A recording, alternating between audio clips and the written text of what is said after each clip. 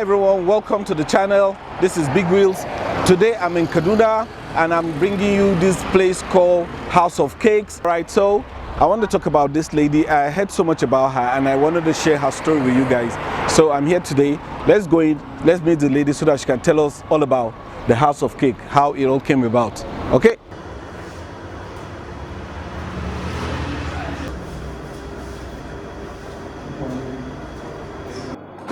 Oh, Madam the Madam, how are you doing? I'm good. Nice to meet you. Nice to meet you. It's been a long time. Yes. You know, and you know when you know somebody and you know their story is doing well, you want to share so that the world can also know. You know, welcome to my channel. Today I decided to come and share your story. When I came into town, I told myself I must eat your cake, eat bread, and I'll also have ice cream.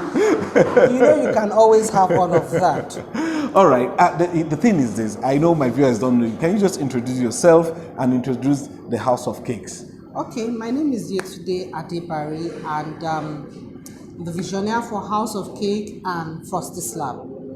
And we started, it's going to be 11 years. 11 years? Yeah, it's going to Wow. be 11 years in September. But we started running outlets in 2016. That's about 5 years ago. Okay.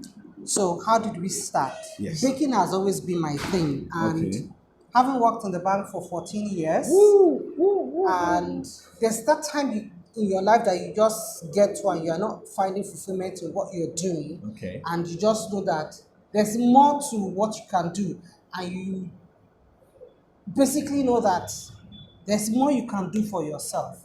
So I think that's just how we started. I'd always baked. Baking had always been a thing for me. And going around, remember those days of Danette meat pie and all of that? All of those things just frizzled out. So my mind was, how do you run something that is sustainable? You know, and so I just looked at it. If you go around, you really not find very good pastries. Everybody does pastry from home. But are they the good ones? Do we do it how it is supposed to be done, you know? So I think that's the little story behind how we started. And of course, at that time, my kids were, you know, I had worked in the bank for 14 straight years, and you are getting home when your kids are asleep. So I just wanted something that would make me be around my kids. And so I started working from home. Really started working from home. And the thing grew from working from home to having outlets. Wow. You know? So just to add a quick one, how many outlets do you have now? We have 3 outlets. 3 outlets? Yes. Wow. Where do you have Well, this is Alkali Road where we are now. Then we have Sabo. Sabo is the second outlet. Then we have Banawa. Banawa is the last outlet for now. We're looking at other places. Wow. I think you need to have an outlet in Abuja. Let me manage that for you guys. We're coming. We want to spread our tentacles around Kaduna State effectively. Then we start moving to other states. That's cool.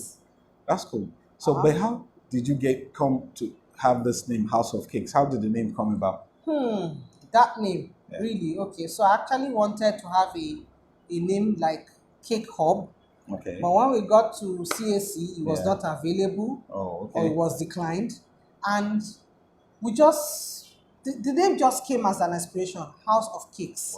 So we actually wanted to have cakes that everybody, just walk in and be able to buy cakes, just walk in and be able to get good cakes, not sponge cakes, cakes of different types, you know. So that was the idea. Along the line, the dessert parts of it came in, and then we started the Frosty Slab. Okay, can I ask, when you started this, what was the initial hurdles you were facing starting this business?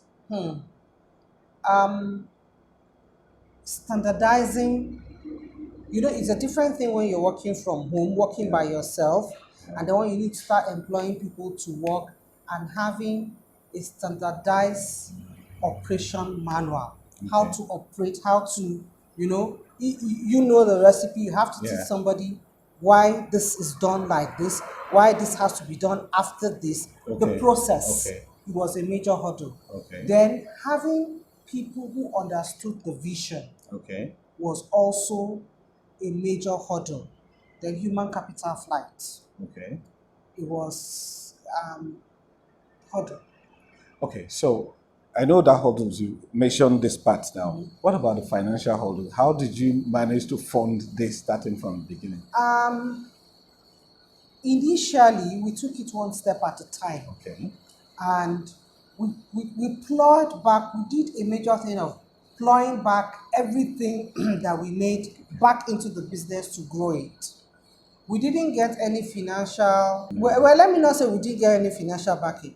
You know that there's financial backing from banks and financial institutions, and then there's financial backing from friends, family, and well-wishers. So I think the first financial help that we got came from my husband. Okay. And he plowed everything just to ensure that I could have my dream. Okay. I remember when we were going to start bread. Yeah. A lot of people said to him, "Your wife is being difficult.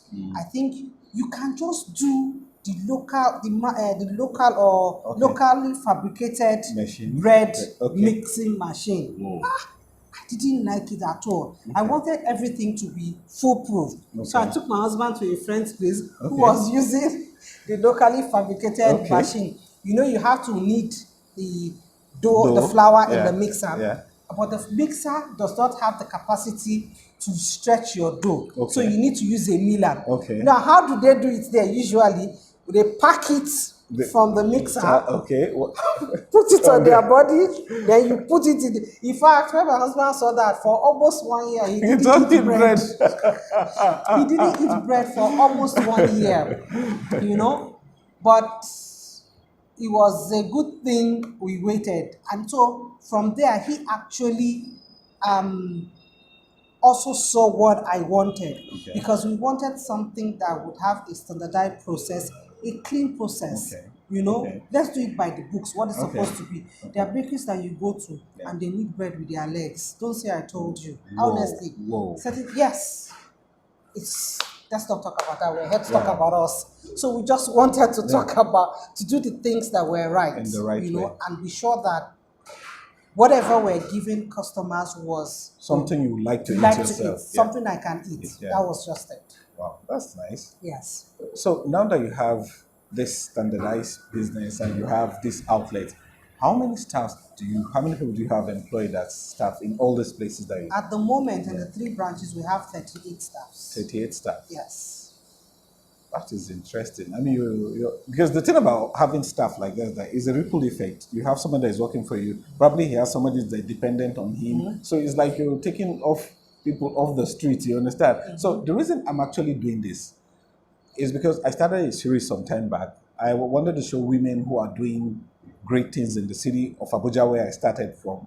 But because I was born and bred and buttered and baked and suyad, according to suyad and spiced in Kaduna, I decided, okay, why not come to Kaduna and talk about what is happening here, people who are doing great things, especially where you hear people saying, don't go to Kaduna, it's not doing well, people are not doing well there, people are running away, but it is far from it. Coming into the city like I saw the roads are being done better, businesses are growing, and I also want to share stories of people like you who have stayed and are doing well. I would like to even interest you that our Banawa branch was opened July last year in the midst of COVID.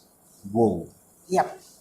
We opened Banawa on the 17th of July, 2020, in the midst of COVID. Okay. So yes, we hear stories of things happening around in Kaduna, but you can only, if it was so bad, you can see our roads. Yes. You know, our governor is trying to give the state a new look. And there are businesses really springing up. People are doing well. Interesting. I think there's more scare than it really is. Because on my way to Abuja, before I came, you of course hear a lot of stories, but coming and saying, the road is terrible, but when I drove, it's not as bad as I heard. Because driving on the road, really, I started asking myself, is okay, some places are bad, I know, But it's not as bad as people have made it to be. And you just think that, oh, if you're on that road, it's like a death trap. It wasn't. Really, it wasn't. So I know it's the same thing with coming to talk about businesses or show businesses. People make you feel it is worse than what it actually is, especially for those who are not in this country. When they hear about Nigeria, they just think there are people on the street that are being gunned down every second, or people are being snatched off the street. That's what people think, and it is way, way far from that. I hope you guys are seeing my beautiful sister here sharing her story of how she has done this business. And then again, let me also ask, what did you study in school to start with? I read sociology for first degree. Yeah. I read international relations and diplomacy as my second degree. Wow. But have you ever thought about leaving the country, going somewhere to start, maybe to the UK or to Canada or wherever a lot of people are running to these days? Have you ever thought about running to those places? I think those of us born when I was born were not spiced up with living. I think we grew up with patriotism, no matter what it is. And having gone everywhere around and about, there's this saying that east, west, north, or whatever, home is home. Yeah. Everywhere you go to, you are never accepted. Yeah. You are either an immigrant, a visitor. There's always one name that has been given to you. And then this skin, you are always black. Yeah. And because you are always black, you don't always fit in. Yeah. And honestly, I don't have any problems with people going abroad. But you find out that we miss the fabric of society. Okay. You're coming back to Kaduna now because you see Kaduna as home. Yeah. You've known Kaduna, just Abuja 2 hours away. A lot of people can't come back once they are gone because you're just... How many Nigerians have you seen leave the country and you hear they have a chain of businesses? Rare. Usually you just keep working. I don't see myself at all. I see myself going on a holiday. Yeah. I'm coming back. I like that. My business. Yeah, I like that. But outside that, I don't think I'm of that stuff.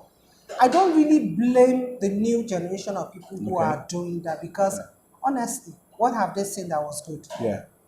It's not encouraging. It's not encouraging. They haven't seen anything that is good, that is encouraging, except maybe the things that we tell them. Okay. Right? Yeah. But how well can that sink in? It's just a story. So, I guess we need to do... This is one of the things you're doing to make us be seen in a better light. Yeah. And I think that with things like this, people can see that you can still refine gold. Actually, gold is not found where it is beautiful. It's found in a muddy place. Yeah. So I miss all the chaos. I miss all the insecurity. Mm-hmm. Are we all secured? No, but we just believe that it will get better. I believe that we're going to have a better Nigeria. I believe so too. I believe that we're going to have a better Nigeria. I believe that our story, because for me, I've seen good Nigeria. Yeah. And so I believe that at this time, it's a turbulent time. Even abroad, you go on roads that have potholes. Even abroad, I think what is happening with basically the insecurity, the turmoil, it's a global thing.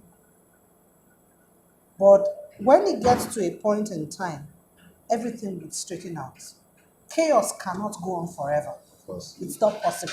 Because after the storm, there's always a calm. A calm, yes. Yeah, there's always a calm. I believe that the calm will come sooner than we expect.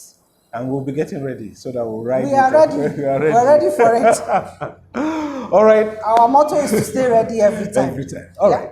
So I don't know if you can take us around and show us the process of which you do some of those things, so that I can show our viewers what you're talking about, all these fine processes, instead of doing them manually or doing them the way we don't they used to do them those days. All right? Yeah. Okay. So we can go ahead and do that. You're coming in at our production time, so that's quite good and okay.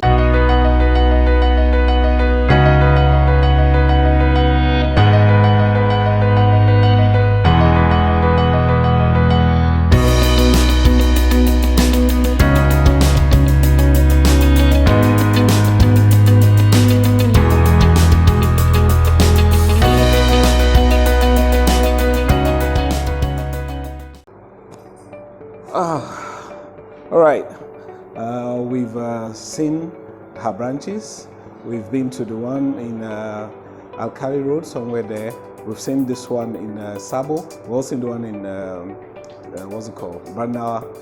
It's been nice, you know, when you come to a place where you see people who are trying to survive, not just survive, who are doing well and are employing people who are helping other people get off the street. It's amazing. I really enjoyed today's video. I hope you guys enjoyed watching it too. And if you do, and this is the first time you're seeing my hairy face, please subscribe to my channel. And then if you returned and you've not subscribed to this channel and you watch a couple of videos, please, what's stopping you? Just hit the subscribe button so you become part of this family. I really appreciate each and everyone who has at any point subscribed to my channel. It's really nice to have you guys here, because without you the channel is nothing. All right, and I try to bring in interesting places, people and all that, so that you guys can see that the city is doing well. This is Kaduna, and it's nice to have brought you this video today. See you guys before I say see you guys in the very next one, please follow me on Instagram at Bigwillz Photography and at Bigwillz Picture Days. Okay, see you guys in the very next one. Ciao. Subscribe, like, share, comment. See you in the next one.